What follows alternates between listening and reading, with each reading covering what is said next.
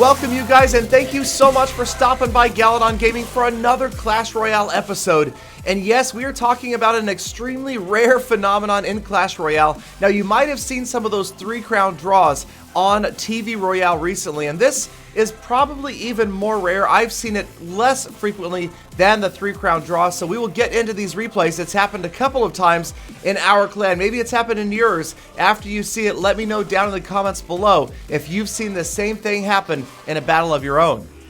So we've got our own freak show from Full Attack, and now he is a different freak show than the freak show from Clash of Clans Lost Phoenix, but nonetheless entertaining as well. And he's got the Golem Swarm deck, and the perfect counter for it, the Inferno Tower, is taking care of his Golem before it gets to the tower. So two of my favorite decks, Golem Swarm and Hog Cycle Freeze, are going at it, going head to head. They both have their strong points and their weak points, but neither is really weak against the other deck. Both have elements that can counter anything coming from the other. Obviously, the opponent here has the Inferno Tower to stop that Golem, and then the Golem is very effective at stopping a lot of other troops that they're coming on. Sometimes you don't need a defensive structure if you've got a Golem to stand in the way.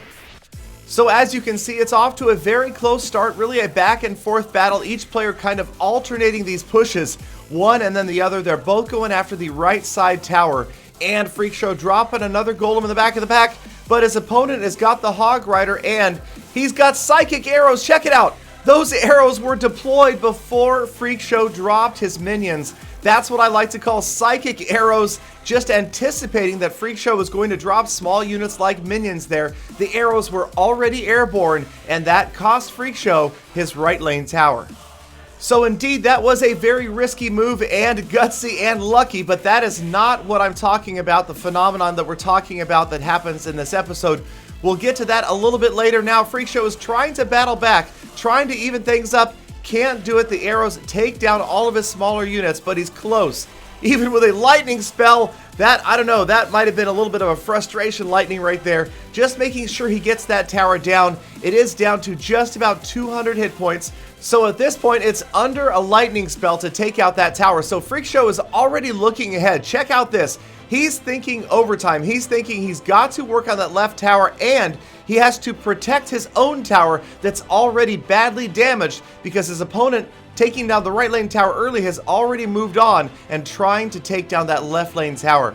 His opponent likely also knows that there's no way he's going to prevent Freak Show from taking out the right lane tower, and there it is with 15 seconds left with a lightning spell. So of course this is going to be a battle to see who can come out on top, 2 crowns to 1. The Hog Rider getting in there, but Freak Show manages to counter it just in time. As time runs out, we go into overtime, and things do not look good right now for the Freak Show. But as I've said before, with the Golem Swarm deck, this is a great deck for double elixir. When you're accumulating that much elixir late in the battle, you can drop those golems a little more frequently and counter whatever comes at you. He just about loses, no, under 200 hit points on a left tower, so it doesn't look good for Freak Show. His only hope is to try to drive in there with this golem. The freeze spell is going to delay him a bit, but you'll notice when the Golem broke into Golemites, they also broke the freeze spell, moved on to the tower. It looks like he's going to do some major damage right here, and right now the fireball! And yes, it's a same time tower in overtime, and overtime continues.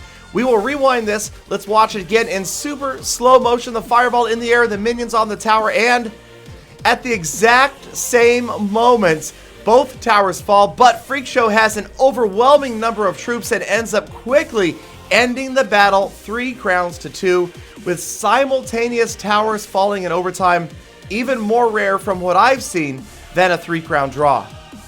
So yes, that outcome is extremely unlikely, and it took me about 2 months to find just 2 replays where this happened, but here we go. T-Pain 87, and he is up against Antas from Munich Warriors, a very active player as well. And we will check out this replay. As you'll notice, very different decks than what we saw last time. The opponent has a Rocket Hog Rider Freeze deck with a Dragon, and T-Pain going with, he's got Tombstone and Goblin Barrel and Mirror.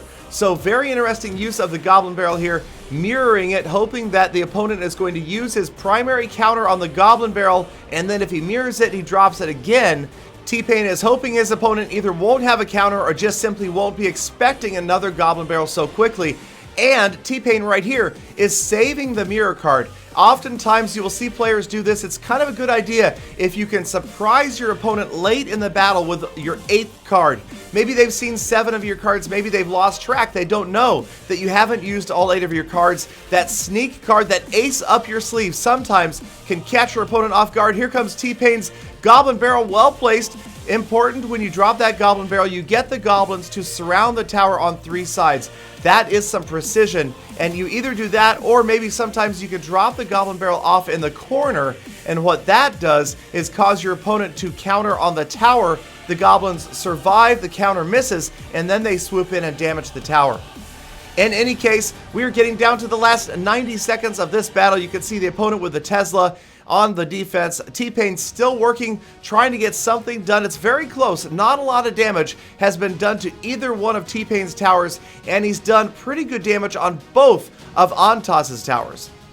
Now you'll notice Antas does finally drop the rocket. There it comes, and that a little bit of desperation. When you can't get your troops to the opponent's tower, you're dropping a rocket just on the tower alone. I much prefer, if I'm going to bring a rocket in my deck, try to time it as a slow unit is approaching past that tower. If you can get a unit down using the rocket, then that's a huge elixir advantage to do all that damage to the tower and take out a troop that your opponent is trying to move on you. Like right there. Great use of the fireball by T-Pain. He's hit the tower and the wizard at the same time.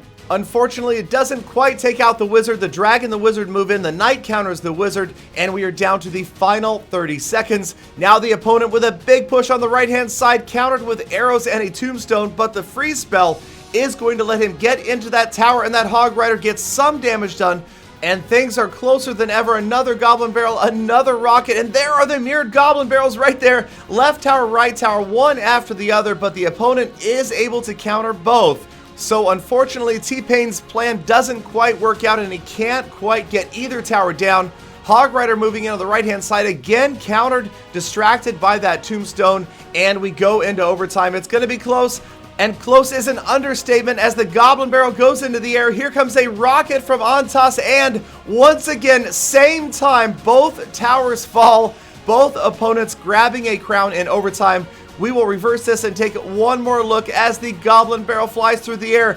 Antas releases his rocket across the screen, and you can see the Goblins are going to land and get some damage in, and they are going to stab that tower down at the same moment that the rocket lands, and there it is, simultaneous towers. But once again, the full attack member has an overwhelming number of troops on the right-hand tower, and he just about gets it down before Antas counters it with the dragon. So, T-Pain looked like he had it, or maybe Antas thought he had it.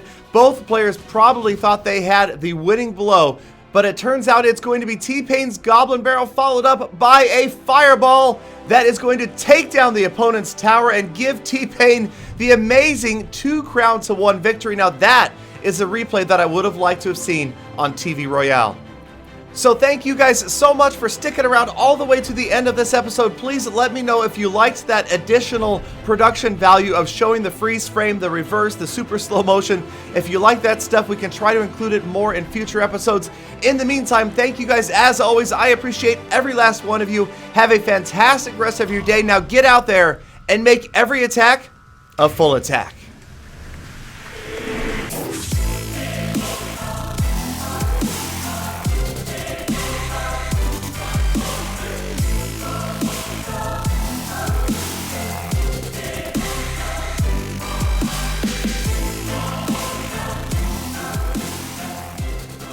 Galadon! Galadon! What, Peter? Look at this, Galadon.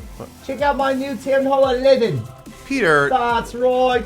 Wait. Not bad, eh? Wait a minute, Peter. Have you been playing around with the developer version? Maybe. Peter. No, it's mine. That's Peter, right. that base is terrible. Don't like it. Wait, I can do this. Peter. There we are. Much better. Oh, look. 6,000 trophies. I don't think That's so. right, Galadon. Oh, wait. I'm a legend. I'm a legend in my own time. Peter, I think you mean a legend in your own mind. Now give me the iPad back. Oh, come on, Galadon. You're no fun at all.